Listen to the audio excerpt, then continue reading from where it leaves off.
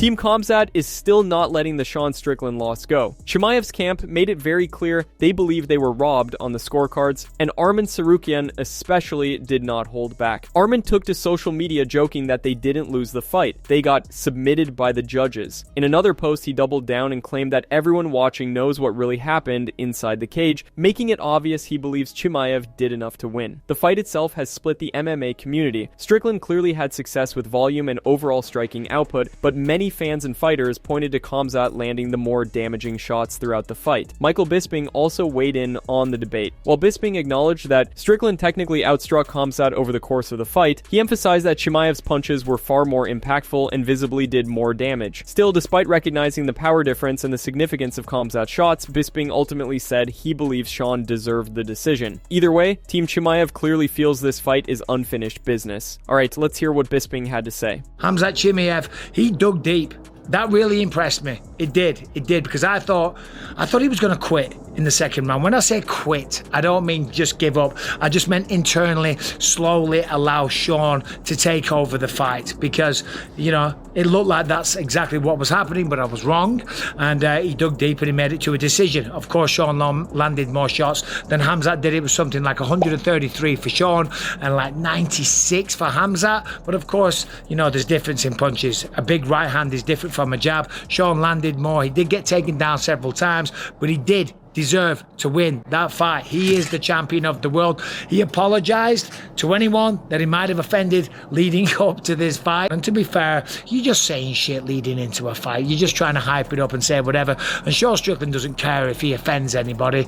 And there was a nice show of class afterwards as well. Khamzat Chimaev actually went up and wrapped the belt around him.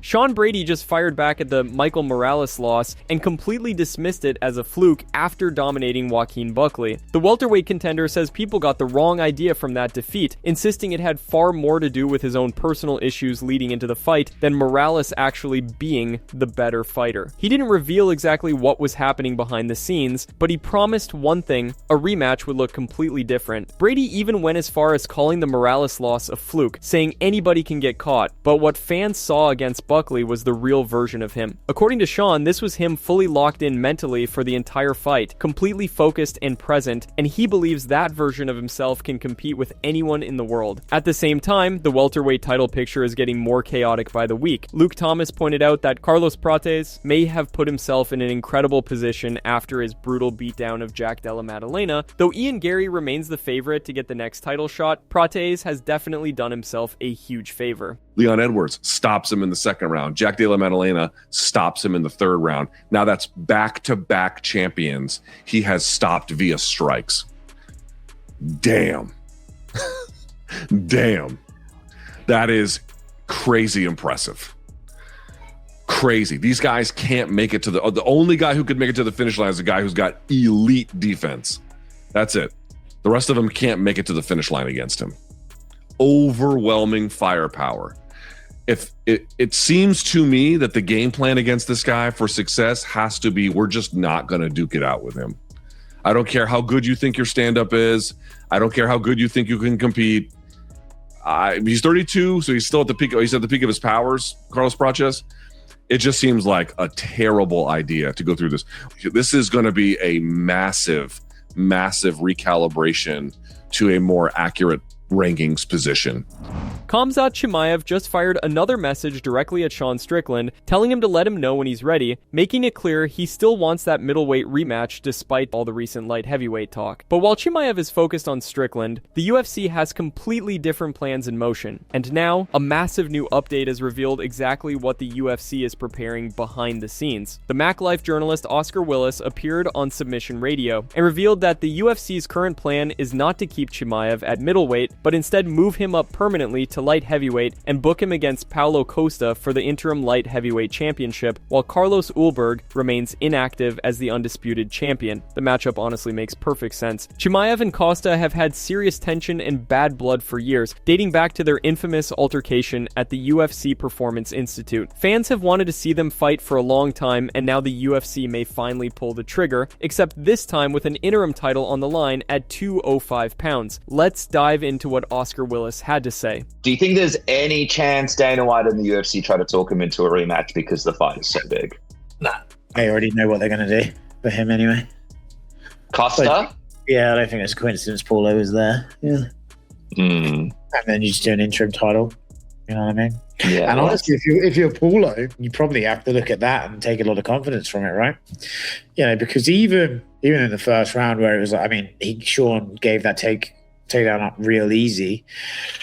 And then you're like, okay, so this is where he's going to be like scrambly and wacky, and he really didn't do much. You know, he actually didn't. And still, that tired Khamzat out to a crazy degree in that second round. It looked like he was done. So if I'm Paulo, you probably just think, I'll just survive for 5 minutes. The fight's yours, you know? Whitaker's probably looking at it being like, Whitaker, yeah. And Jiri Prochazka just went off on Silva in a new and unexpected beef. After watching Silva's recent win over Arnold Allen, Jiri criticized Silva jumping off Arnold's back during the fight, calling it a disrespectful act. He said fighters should show more respect to their opponents inside the cage and focus on performing better instead of doing stupid things. Jiri, who lives by a strict warrior code and always emphasizes respect in combat sports, clearly wasn't impressed by the showboating. He believes true fighters should carry themselves with more dignity, win or lose. This new tension has created some unexpected fire between the two, especially as both men are stars in their respective divisions. Jiri is coming off a disappointing loss to Carlos Ulberg, leaving his future in the division more uncertain than ever, while Silva is riding the momentum of a huge win over Arnold Allen, adding serious hype to his rise. Though most fans believe Movsar Evloev deserves the featherweight title shot the most, the UFC may still go with the Brazilian, as he's the louder and flashier figure. Let's roll the clip of Jiri Prochazka calling out Silva's behavior. Some stupid thing. I saw somebody who jumped to the other opponent, man. Who was that? John Silva. John Silva, I think. He jumped to the opponent, and then he. No. I don't know if he won the fight. I'm not sure sure also, but let me see, I don't know. Yeah, no, okay. I mean, stuff like that. It was very disrespectful, man, and I think.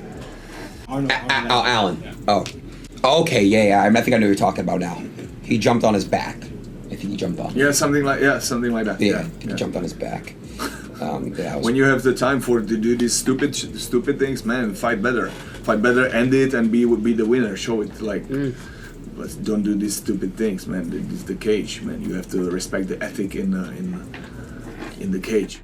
That's it from MMA Psycho. Thanks for watching. Don't forget to leave a like and subscribe for daily MMA news.